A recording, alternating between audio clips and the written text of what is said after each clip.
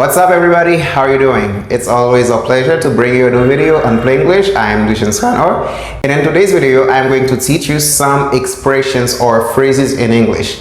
Je que vous connaissez déjà, nous pas moi c'est Lucian Scanor et moi toujours content pour me porter une belle vidéo pour sur chaîne ça.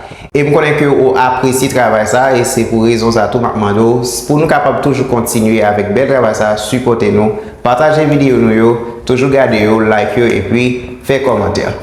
As you can see it here, we say expressions and phrases. Here, I say expressions.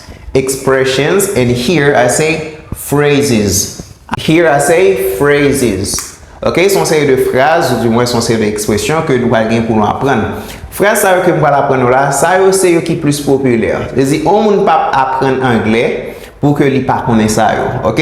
Quitte ou son débutant obligé connaître yo, sous son monde tout qui avancé, yo essentiel tout pour connaître. Alright, as you can see it, this is a list of the most common phrases and expression. Let's go over the first one. We have hello, hi, and hey. Hello, hi, and hey, as you already know, c'est ça nous relève greetings or basic greetings. Yo relève ça yo, salutation de base. Ça pas de monde capable apprendre anglais qui pas connaître pour parler de hello, hi, and hey. And after that, we have how are you? How are you? How are you? As you already know, how are you is used for asking about someone's well-being. Alright, when I say someone's well-being, lorsque vous besoin qu'on comment moun nan yi, si ta santé moun nan forme ou pas, ou besoin qu'on comment ça yi, eh bien, utilisez how are you. Let's repeat it. We say how are you? Hello, how are you? That's good. You say how are you? Ça pour demander au monde comment lié, ok? Comment allez-vous? Comment vas-tu? Ok? Say how are you? How are you? And after how are you, we have what's your name? What's your name? So when you say what's your name, what does that mean exactly? So when you want to know someone's name, you just say it like this. You say what's your name? What do you know? Comment really? Qui j'en really? You say what's your name? It's really important to know this too. C'est vraiment important pour connaître cette phrase ça qui say what's your name? What's your name? And here we have nice to meet you. Nice to meet you. Nice to meet you is used to express pleasure when you meet somebody. Alright, when I say we use it to express pleasure, ça veut dire on utilise nice to meet you pour exprimer ça que le contentement. Ok, lorsque vous êtes tellement content pour un monde, nous capable de dire nice to meet you. Alright, nice to meet you. Moi t'es content ou bien moins content. Well, you just use this expression or this phrase. You say nice to meet you. For example, I see you for the first time, I can say, oh, it's nice to meet you. You see? It's nice to meet you. And here we have good morning, afternoon, and evening. Here we say good morning, good afternoon, or good evening. Good morning, as you already know, we use that in the morning. So l'homme dit bonjour, you just say good morning. Bonjour, good morning, all right? And here we have afternoon. Afternoon, c'est pour dire bonsoir. Alright, depuis où elle fait midi ou quand commence au monde, good afternoon. And here we have good evening. Good evening, as you may already know. We use good evening at 5 p.m. or more. Capable d'utiliser à partir de 5 heures de l'après-midi et plus. Ok? À partir du moment ça, on dit au monde good evening. Comme ça, tout ça, quand vous ne pas pour 5 heures, on a dit good evening, tout ça dépend. Si vous êtes sur le petit genre, par le coucher, le petit genre presque fait noir, on a dit good evening. You see? It's really important to know. You can say good morning in the morning, you say good afternoon in the afternoon, and you say good evening at 4 and more. And after that, we have good night. Good night. Good night. Good night is a wish. Alright, is a wish. When I say good night is a wish, moi dis good night c'est un souhait. Un souhait pour café au monde lorsque moun sa par exemple il peut dormir. Ou il doit séparer au monde tout quand dit good night. OK? Lorsque moun passer une bonne soirée. OK? Passer une bonne soirée, you can simply say good night. So important to know. Généralement, ou gen ti ménage ou gen moun t'a écrit avec quelconque. Mais c'est tout normal, ou pas dormir, ou pas juste quitter un petit message comme ça pour vous dire good night, ok? Nous souhaitons passer une très bonne nuit, alright? Good night. And here we have thank you. I say thank you, thank you. Thank you is used to express gratitude. Alright, when I say this is used to express gratitude, c'est ça veut dire gratitude. Lorsque ou besoin montrer au monde côté apprécier on bagay que le fait pour on bagay que li di ou, OK, son service mon nan ran nou, OK, pour montrer mon nan ko reconnaissant de ça, you just say thank you. For example, I thank you for just watching my videos. I thank you for sharing my videos. I thank you for liking. I thank you for commenting. Alright, m'oblige remercier nous pour tout ça que nous fait pour moi. It's really important. I really appreciate it. Moi vraiment content. Moi vraiment apprécier ça, guys. Alright, you say thank you. Alright, and here we have you're welcome. You're welcome. And here we have you're welcome. You say you're welcome. Pas confondre you're welcome avec welcome. Welcome pour continuer le dire bienvenue. Alright, pour tout le monde bienvenue, you say welcome. Par exemple, go invité qui vient là, on monde pour la première fois venir au côté, alors welcome. Par exemple, si c'est pour la première fois regarder chaîne ça ou venir sur chaîne ça, je capable de dire welcome on my YouTube channel. Welcome on my YouTube channel. Mais après que vous fin regarder chaîne ça, ou estimez qu'on aime mes vidéos, ou alors espace commentaire ou dit merci, et bien c'est tout normal de dire rien. Welcome is a polite response for thank you. Alright, say thank you and the other person could say you're welcome. The next we have excuse me. Excuse me is also a polite way to get somebody's attention or someone's attention. Ou capable d'utiliser ça pour excuser tout, alright, to apologize. On parle de excuser, you just apologize, say oh, excuse me. OK, sorry, excuse me. Mais nous plus utiliser excuse me pour capable joindre attention yon moun. Par exemple, vous arrivez dans une salle de classe et puis tout moun yo gen affaire par yo gérer puis ou même qui besoin pour moun yo porter attention à vous, you can simply use this expression. Say, excuse me. Hello, excuse me. Pay attention to me. Pay attention to me. Alright, c'est ça nous dit excuse me, c'est porter attention à vous. Ce qu'on ça tout, gars dit excuse-moi, mais excusez-moi, haïtien dit excusez-moi. Son façon tout parfois pour s'ils font bagaille, gars oh, sorry, excuse me. And here we have sorry. I am sorry. I'm sorry. Sorry, this is so popular. You used to hear it. Okay, you say I'm sorry. I'm sorry is used to express apologies. Utiliser I'm sorry pour que nous demander pardon, pour nous dire que nous désolé. Lorsque nous faisons bagay que nous regrettons, pour nous dire ah mon cher, ça que fait là, pas souhaité que le fait, désolé, okay? You say sorry. I'm sorry. Alright, I'm sorry for being late. Moi désolé parce que moi en retard. And here we have please.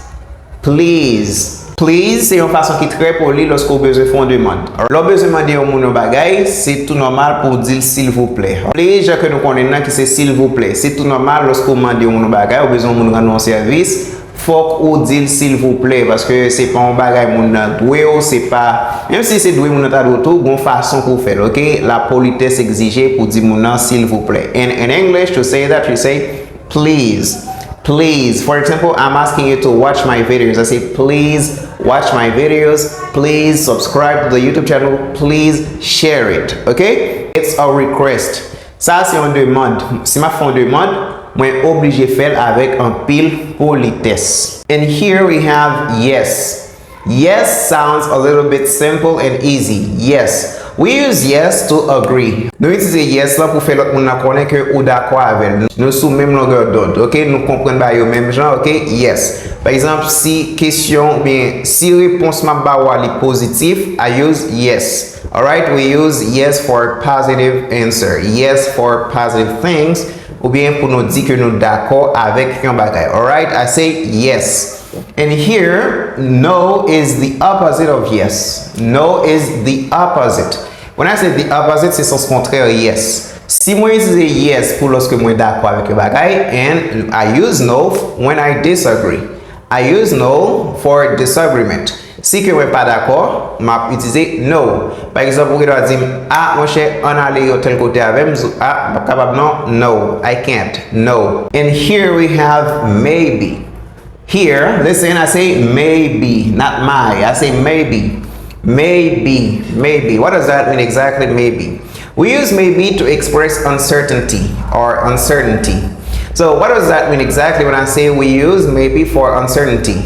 Nous utilisons maybe pour ça nous les incertitudes. Lorsque nous pas fin trop sûr, nous pas fin assuré, nous pas fin croire en bagaille, mais nous avons pressentiment qu'a fait. Par exemple, capable dire si que ou venez sur chaîne Play English pour regarder vidéo ça, peut-être c'est parce qu'on aime anglais. Maybe just because you love English. Ça veut dire moi utiliser maybe, je pas fin sûr si ça me pense assez bon, même penser tout le cas bon, alright? Maybe, peut-être si on regarde vidéo ça c'est parce qu'on aime travail m'a fait, alright? And here we have I don't know.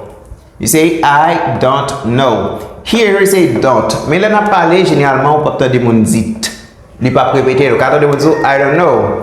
I don't know. You see? C'est pas facile pour on a parlé pour dire I don't know parce que c'est pas écrit la peuple c'est juste parler juste dire naturellement. Like I don't know.